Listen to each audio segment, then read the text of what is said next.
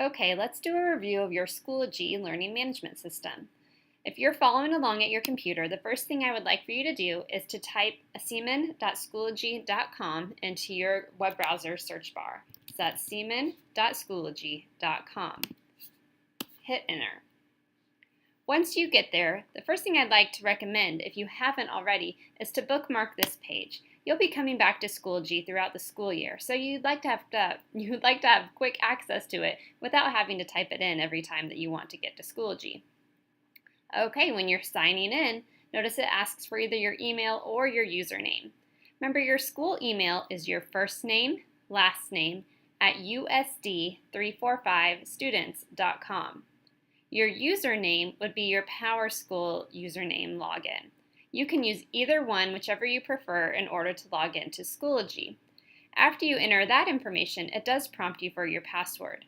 If you don't remember your password, please pause and ask your teacher. They can reset your password as needed.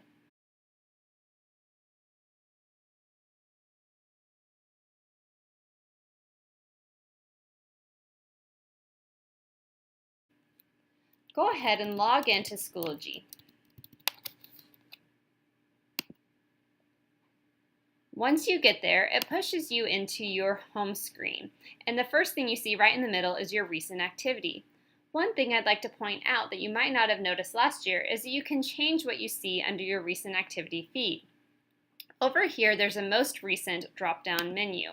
Most recent is what's defaulted to be what shows up on that home screen. However, you could change that to be updates, meaning what you see on this page is just the updates that are pushed out to you by your teachers of your different courses.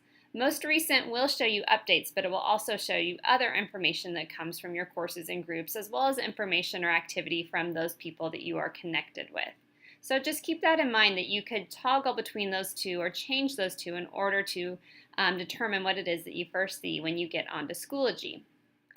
Okay, a couple other quick reminders. On this home screen page, what you will see in the top right corner are reminders about assignments or things that you have due. And then underneath that, what's in this menu is the upcoming assignments. So it's always worth glancing at this when you first get on Schoology to see any upcoming assignments or test quizzes or discussions, things that you can be working on in order to get them turned into your different courses.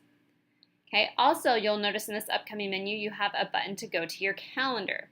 You can also access your calendar from the left side navigation. Either one will take you to the same place. Let's click on one of those. So here I just clicked on calendar, and it'll show me my calendar for all of my courses. If you click the blue part that has all of your different calendars, notice that you can toggle these calendars on and off so that you're only seeing certain ones at a time. You can also, for each calendar, change the color associated with it. So if I wanted this elementary math course to be a different color, I'm just going to click on that square to the right of the name and choose the color that I want it to be.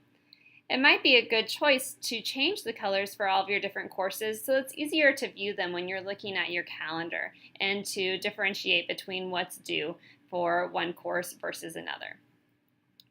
Okay, another item that I'd like to point out that you might not have used very much last year is your resources. Everybody has a resources drop-down menu, and here you can store your personal resources that you would like to access maybe at a future time. Go ahead and click on resources and click where it says personal. So this is what it looks like for your resources storage area. Notice if you click this Add Resources menu, you can add a folder to help organize your different resources, and you can pull in or upload your own files or links. This is an unlimited storage area for you, so kind of think of it as another Google Drive or just an online file storage system.